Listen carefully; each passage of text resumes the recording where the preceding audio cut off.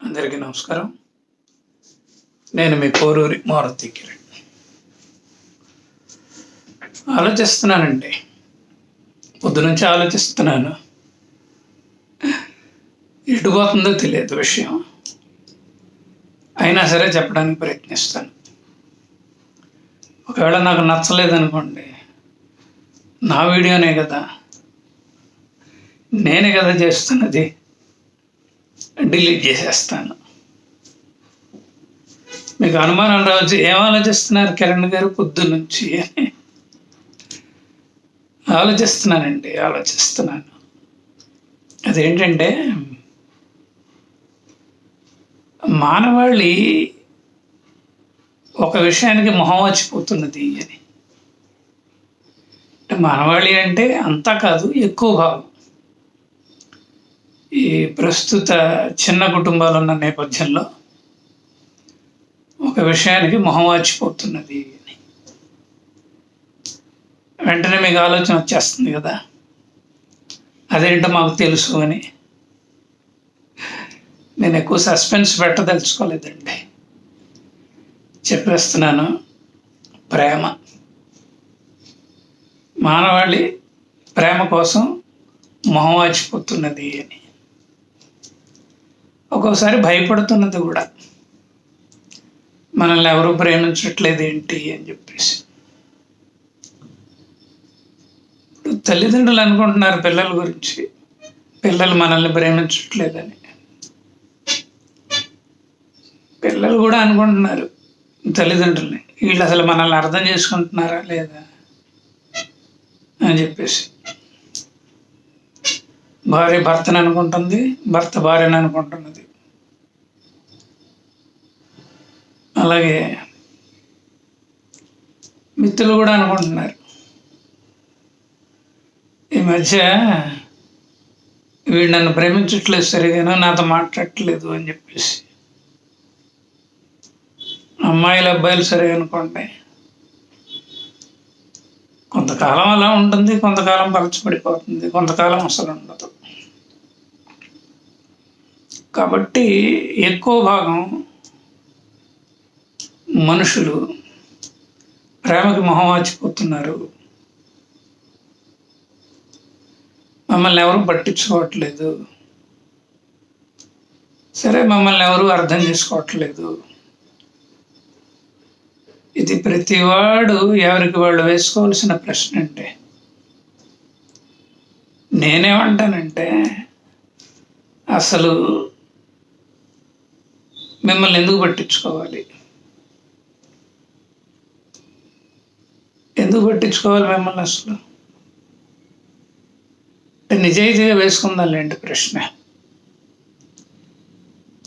ఇలా నేను డైరెక్ట్గా అడిగాను అనుకోండి, చాలా కన్ఫ్యూషన్లో పడిపోతారు మీరందరూ కూడా. పోనీ ఒక సెట్ ఆఫ్ పీపుల్ని తీసుకుందాం. ఉదాహరణకి తల్లిని కానీ తండ్రిని కానీ తీసుకొని వాళ్ళని ప్రశ్నిద్దాం. అంటే వాళ్ళ ఆవేదన ఏంటంటే, మా పిల్లలు మమ్మల్ని పట్టించుకోవట్లేదు. సో నేనంటాను, ఆ తల్లిదండ్రులతో అంటాను నేను, ఎందుకు పట్టించుకోవాలండి అని.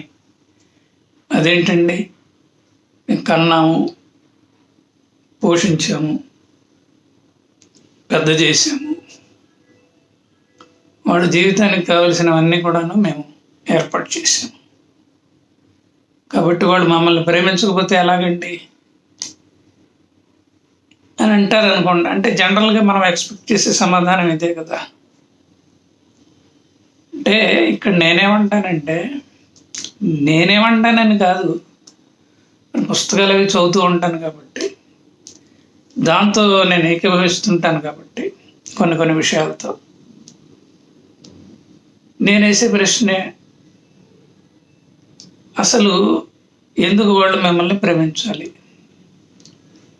పెంచి పెద్ద చేశాం కదా, అందుకని ప్రేమించాలి.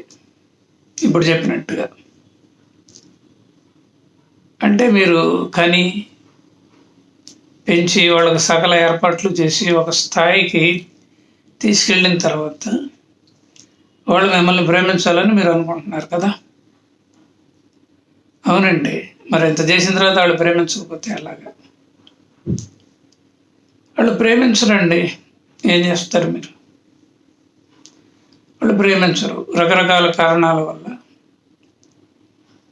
మనసులో ప్రేమన్నా కూడాను వ్యక్తపరచలేని పరిస్థితి, లేకపోతే పరిస్థితులు.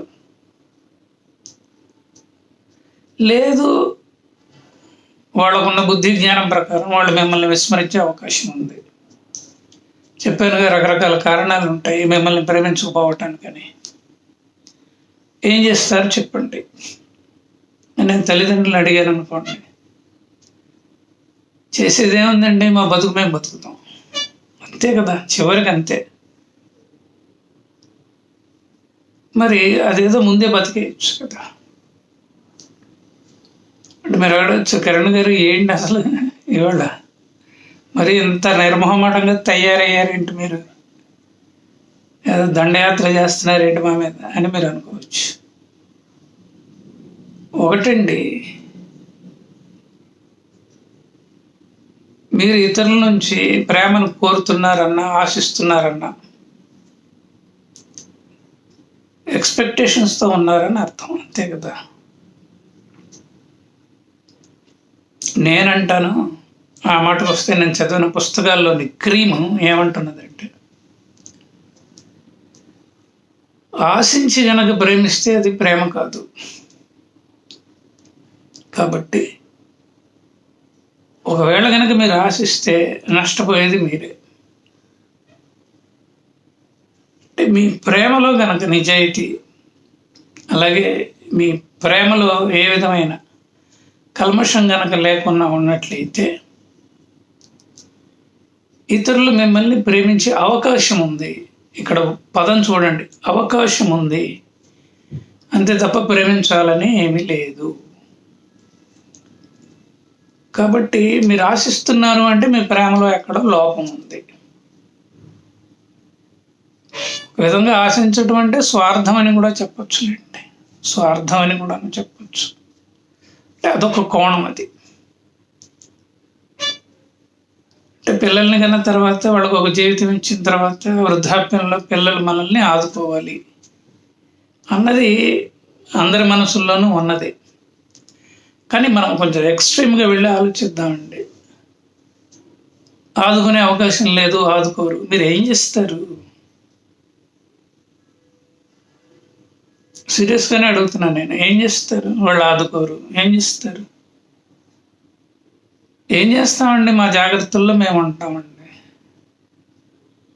ఉండండి, ఎవరు వద్దన్నారు? మీ జాగ్రత్తల్లో మీరు ఉండండి. అంటే మిమ్మల్ని ఆదుకోవలసిన వాళ్ళు పిల్లలే అని గనక మీరు మనస్ఫూర్తిగా నమ్మినట్లయితే నేనంటాను అది సంకుచితత్వం అంటాను. సరే, స్వార్థం కావచ్చు, పక్కన పెడదాం, అది సంకుచితత్వం అంటాను. ఆశించి చేశారని నేను అంటాను. అంటే పిల్లలు లేకపోతే బతకలేరా? వాళ్ళు పట్టించుకోకపోతే బతకలేరా? సిన్సియర్గా మనం వేసుకుందామండి, ప్రశ్న వేసుకుందాం. ఎందుకంటే చిన్న కుటుంబాలు వచ్చిన నేపథ్యంలో రెక్కలు వచ్చిన పక్షులు ఎగిరిపోతున్నట్టే పిల్లలు కూడా ఎగిరిపోతున్నారు కదా. చివరి రోజుల్లో వస్తారు, 10 రోజులు ఉంటారు, డాక్టర్లు చూపెడతారు, తర్వాత మన పని అయిపోతుంది, వచ్చిన వాళ్ళ పని కూడా అయిపోతుంది కాబట్టి వాళ్ళు వెళ్ళిపోతారు. సరే, ప్రేమిస్తారు, దగ్గర ఉంటారు, తర్వాత వాళ్ళకు జీవితం ఉంటుంది, వాళ్ళకు గోల్ ఉంటుంది కదండి, వాళ్ళ పిల్లలు వాళ్ళు అటు వెళ్ళిపోతారు. పోయిన రోజున్న దుఃఖము, ప్రేమ, అభిమానము మెల్లమెల్లిగా పలచబడతాయని నేను అన్నాను, కానీ అప్పుడప్పుడు మీరు గుర్తుకొస్తూ ఉంటారు. ఇది అందరి జీవితంలో జరిగేదే కదా, అందరి జీవితంలో జరిగేదే కదా. సో ఇదంతా కాదులేండి, నేను నేరుగా ఒక పాయింట్కి వచ్చేస్తాను. అదేంటంటే, పిల్లలే మనల్ని చూడాలని ఏమీ లేదండి. చూస్తారు, చూడకపోతారు, అది వేరే విషయం. వస్తారు, రారు, అది వేరే విషయం. వచ్చినా వాళ్ళ బాధ్యత నిర్వహించరు, అది వేరే విషయం. మరి ఇంకా ఆల్టర్నేటివ్ ఏంటి? ఆల్టర్నేటివ్ ఏమీ లేదండి, ఒకటే. మీరు అందరినీ ప్రేమించండి, సమాజంలో ఉన్న అందరినీ ప్రేమించండి, కానీ ఎక్స్పెక్ట్ చేయొద్దు, ఆశించద్దు ఎవరి దగ్గర నుంచి కూడా. ప్రేమిస్తూ ఉండండి, అలా వెళుతూ ఉండండి. నేను ప్రేమించానండి, నేను వాళ్ళని అర్థం చేసుకున్నానండి, వాళ్ళు నన్ను అర్థం చేసుకోలేదండి. చేసుకోవాలని ఎక్కడుందండి? మీకున్న ఔన్నత్యం వాళ్ళకి లేకపోవచ్చు, కొన్ని అవసరాలలో మిమ్మల్ని వాళ్ళు వాడుకొని ఉండొచ్చు, మీరు అమాయకంగా వాళ్ళకు ఉపయోగపడి ఉండవచ్చు, అది వేరు. కాబట్టి నేను చెప్పేది అంటే నా కంక్లూషన్ ఎంతవరకు కరెక్ట్ కాదో నాకు తెలియదండి. నేను కూడాను ప్రశ్నల మీద ప్రశ్నలు వేస్తున్నాను. కాకపోతే ఇన్ని పుస్తకాలు చదివిన మీదట నాకు అభిప్రాయం ఉంటుంది కదా, అది మీకు చెప్పాలి కదా అని నేను చెప్తున్నాను. పిల్లలే జీవిత సర్వస్వం కాదండి. సమాజంలో ఉన్న మనుషులు, మిత్రులు, వీళ్ళు కూడాను మన ప్రేమలో ఒక భాగమే. కాకపోతే పొరపాటు ఎక్కడ జరుగుతున్నదంటే, మనకు 100% ప్రేమ ఉందనుకోండి, అందులో 70%, 80% పిల్లలకి ధారపోస్తున్నాం. ధారపోసేటప్పటికి ఏమవుతుందంటే, ఈ విస్తృతమైన సమాజాన్ని పంచడానికి ఆ 30% సరిపోవట్లేదు, 40%. కాబట్టి ఏంటంటే, మీరు ఎంతవరకు ప్రేమించగలరో నిజాయితీగా, అంటే ఆశించకుండా, ఎక్స్పెక్ట్ చేయకుండా అలా ప్రేమించేసేయండి. మీరు ఎక్స్పెక్ట్ చేయకుండా ప్రేమించారు అంటే అది నిర్హేతుకమైన ప్రేమ, కల్తీ లేని ప్రేమ, స్వార్థం లేని ప్రేమ. అది చాలా బలంగా ఇతరులు నాటుకుంటుందండి. అంతే. అలా నాటుకున్నప్పుడు ఎవరికైనా ఏదన్నా ఇబ్బంది వచ్చిందనుకోండి, పరిగెత్తుకుంటూ వస్తారండి మీ దగ్గరికి జనాలు. ఎందుకంటే మీరేం ఆశించలేదు కదా. అవసరమైనప్పుడు వాళ్ళని ఆదుకున్నారు, అవసరమైనప్పుడు మంచి మాటలు చెప్పారు, అవసరమైనప్పుడు కష్టం వచ్చినప్పుడు ఆ పరిస్థితి నుంచి వాళ్ళని తప్పించారు, నిశ్శబ్దంగా జరిగిపోయారు, అంతే. ఇతరులు పొరపాటు చేశారనుకోండి, ఒక అభిప్రాయాన్ని మీరు ఏర్పరచుకున్నారు, కానీ వాళ్ళని బాధించేటట్టుగా వ్యక్తపరచలేదు, నిశ్శబ్దం అయిపోయారు. ఒక విధంగా వాళ్ళకి ఆ విధంగా హెల్ప్ చేసినట్టే కదా. సరే, వాళ్ళు కాగా వాళ్ళు మనల్ని వచ్చి అడిగితే సరే మనం ఏదో చెప్తాము చేస్తాము అనుకోండి. అంటే పిల్లలైతే ఎక్స్పెక్ట్ చేస్తాము, ఇతరులైతే ఎక్స్పెక్ట్ చేయము. అంటే ఇతరుల నుంచి కూడా ఎక్స్పెక్ట్ చేసేవాళ్ళు చాలామంది ఉన్నారు. ఒకటే మాట అండి నేను చెప్పేది, don't expect anything. What ever you want to do, you do it, that's all. కర్మ సిద్ధాంతం ప్రకారం మీకు ఎప్పుడు ఏది రావాలో అది వచ్చేస్తుంది. చివరి క్షణాల్లో ఉంటారు. పిల్లలు రాలేని పరిస్థితి మనకి కరోనా టైంలో కలిగిందా లేదా? ఏం జరిగింది అప్పుడు? ఏం జరిగింది?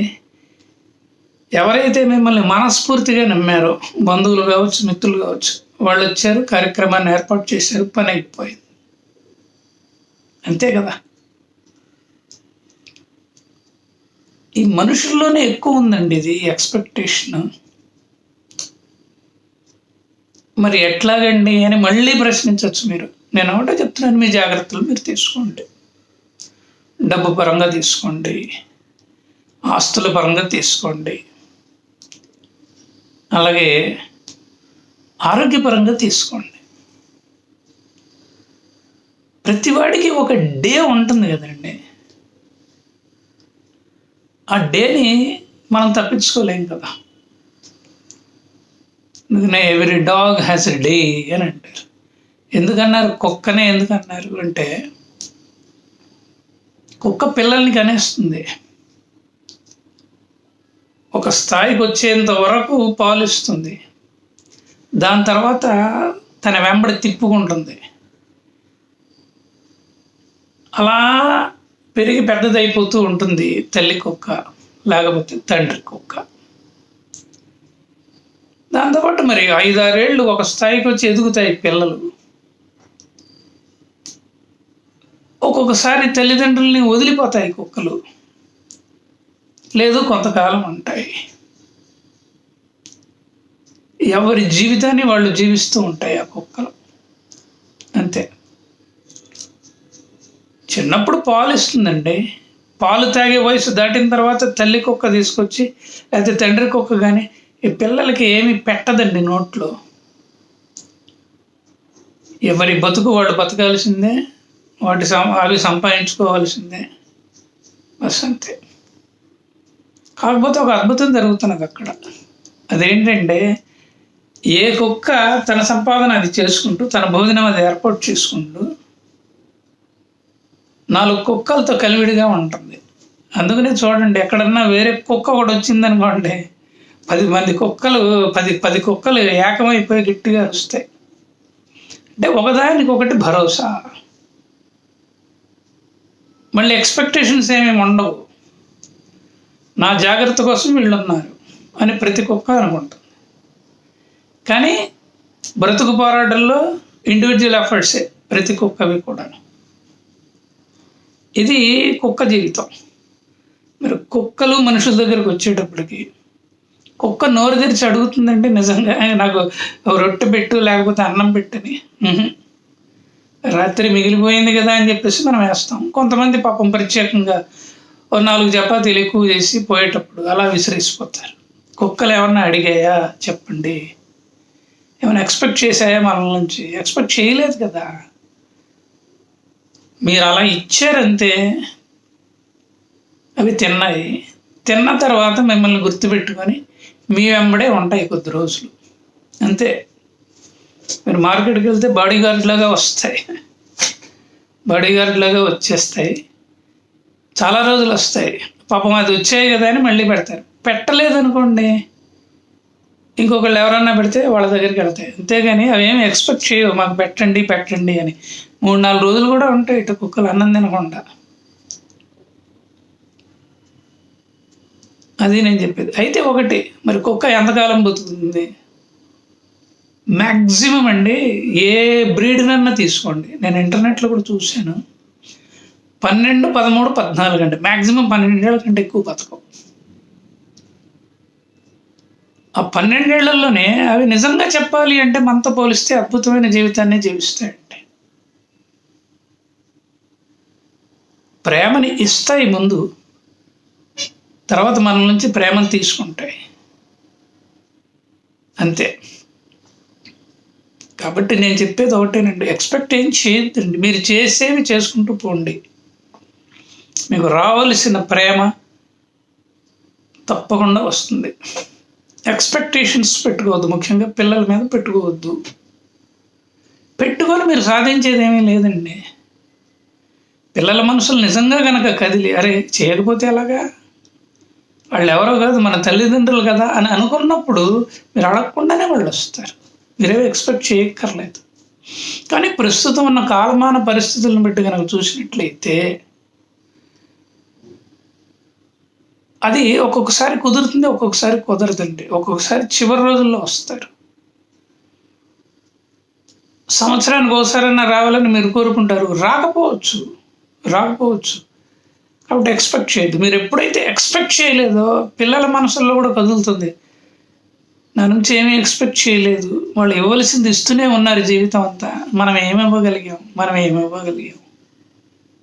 అని చెప్పి ఏమీ ఇవ్వలేదనుకోండి, వాళ్ళ జీవితంలో మళ్ళీ చరిత్ర పునరావృతం అయింది. ఎందుకంటే వాళ్ళ పిల్లలు ఈ తతంగానికంతా ప్రత్యక్ష సాక్షులుగా ఉంటారు. అప్పుడు ఏదన్నా జరిగితే వాళ్ళు కూడా వాళ్ళ పిల్లల్ని ఏమీ అనలేరు, ఎందుకంటే మనం ఏం చేసాం మన తల్లిదండ్రులకి అని చెప్పేసి. క్లారిటీ వచ్చిందో లేదో నాకు తెలియదండి. మీ జాగ్రత్తల్లో మీరు ఉండండి. సమాజంలో ఉన్న ప్రతి వ్యక్తిని ప్రేమించండి. తేడాలు వచ్చాయనుకోండి, వ్యక్తపరచవలసిన పని లేదు, నిశ్శబ్దంగా ఉండండి. ఎప్పుడో మీ మీద దాష్టికం జరిగి మిమ్మల్ని కనుక తప్పు పడితే అప్పుడు నా వ్యూ పాయింట్ ఇదని చెప్పండి. మరి దుమ్మికి దిగాలా లేదా అంటే దిగి ప్రయోజనం ఏముందండి? దిగి ప్రయోజనం ఏముంది? వీలైనంత వరకు అవాయిడ్ చేయడానికి ప్రయత్నించండి. తప్పనిసరి అయితే కోర్టులు ఉన్నాయి కదా. సో మరి ఎంత క్లియర్గా చెప్పానో లేదో తెలియదు, కానీ ఒక్కటి మటుకు నేను చెప్తున్నానండి, ప్రేమించటం అనేది వ్యక్తి ధర్మం అండి, అంతే. లవ్ ఆల్ సర్వ్ ఆల్, అలా చేసుకుంటూ పోండి అంతే. ఏం జరుగుతుంది అనేది మీకు తర్వాత తెలుస్తుంది. కరోనా టైంలో నాకు తెలిసి కొంతమంది పోయారు, కానీ ఎవరు కూడాను ఘోరంగా పోలేదు. వాళ్ళ కార్యక్రమాలు ఘోరంగా ఏమీ జరగలేదు. ఆప్తులు వచ్చారు, బంధువులు వచ్చారు, ఒక్కోసారి పిల్లలు రాని టైంలో కూడాను తగిన ఏర్పాట్లు చేసేసారు. ఇదంతా కూడాను మనం మొదటి నుంచి నిర్మించుకున్న దాన్ని ఏమంటారంటే సౌధం మీద ఆధారపడి ఉంటుందండి. కాబట్టి ప్రేమించండి అంతే, ప్రేమిస్తూ ఉండండి, ఏం ఎక్స్పెక్ట్ చేయొద్దు. అది మీకు తెలియకుండా గొప్ప ఆస్తిగా ఉంటుంది సమాజంలో. సో ఇదండి నేను చెప్పాలనుకుంటున్నది. Don't expect anything.